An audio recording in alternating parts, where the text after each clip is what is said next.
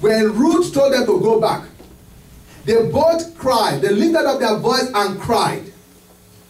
And then the lady just told them, I appreciate everything you've done for me, but I'm going back home.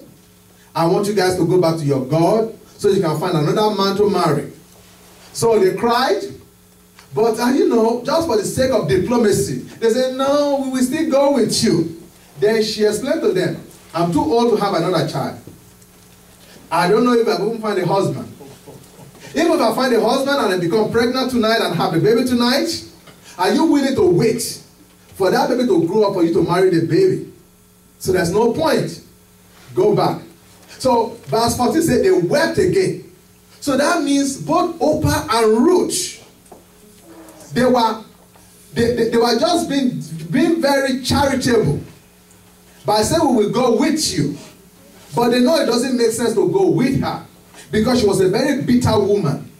She never had anything good to say about the God of Israel. That's why they left Israel in the first place. Because they didn't believe that the affliction for today is temporary.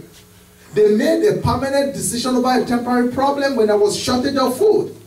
And when they learned that things are better now, they are going back home. So all this teaching that, oh, you know, she must have good things about the God of Israel, that's why she wanted to go back. No. Because they both wept. They both wanted to go back to their own country. But something in the heart of Ruth, and this is what I want you to grab today.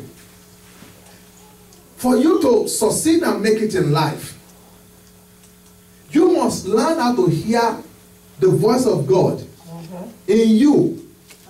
You cannot wait until you see it physically for you to believe it. By the time you see it physically, it's too late. The Bible says there's no need for faith if you can see it. You only need faith for things you can't see. So the Bible let us know both Ruth and Oprah made up their mind to go back to their people. But when she just urged them to go back, something in Ruth told her, no, this is my country. I was born here. What is here for me? There's nothing in this country. I know that she said our country is bad. But you know what? Something in me just say, my hope and my future and my destiny lies with going with this person. It was not obvious. The same thing with you and I. The way God want to bless you, it's not going to be obvious. If it's obvious, you will not need God. I once said a text, I said, opportunity never knocks. He only stands at the door silently, disguised as a problem, waiting for you to acknowledge it and to seize it. If opportunity knocks, who will miss it? It doesn't knock. I saw something on CNN on Friday. I was like, I hope this family, they know what they are doing and they are recording it. In the Mississippi Valley, where Mississippi is flooding everywhere, there is this man and his son-in-law. They built their own levee. It was on CNN.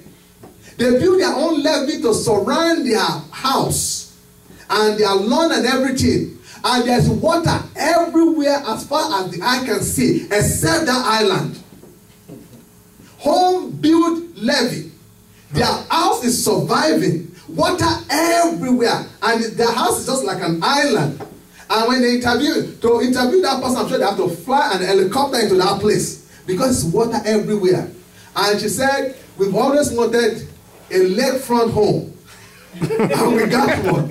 And I was like this one. I said, I hope these people have when they were building it, because for you to even the news guy said, man, the effort it must have taken them. I just hope while they were building that levee, they were recording it on video. And even now, they were recording everything they are doing in their house on video. Because I can guarantee you, no matter how loud that person can talk, he's going to be a motivational speaker. For you to be able to see opportunity where everybody sees destruction. For you to have so much confidence in your own ability to build a levee to come against the mighty Mississippi. And for your house to survive undamaged, I pray that they were recording. Because the next reality TV show you're going to be seeing on Fox is going to be that family. I know, that's right. That is if they are recording. It is a golden opportunity for them. But if they see it as a problem, guess what? It will waste. The way God wants to bless you cannot be obvious. But you must be able to see it in your own mind eye when nobody else sees it. Whatever you are going through, no matter how terrible it is, God will give you a peace about it that is going to be all right. Amen. It doesn't matter how long you have to stand. When you are standing, you are not straining, because it's God who has strengthened you to let you know it's going to be all right. You are not using willpower now. It is God who has just promised you, I will take care of this. And you will just realize that I'm surviving, I don't know how. I've made it in this condition for the past 6 months, the past 6 years, I don't know how. If you had told me I can do this, I would say you're crazy. It is the strength of God in you.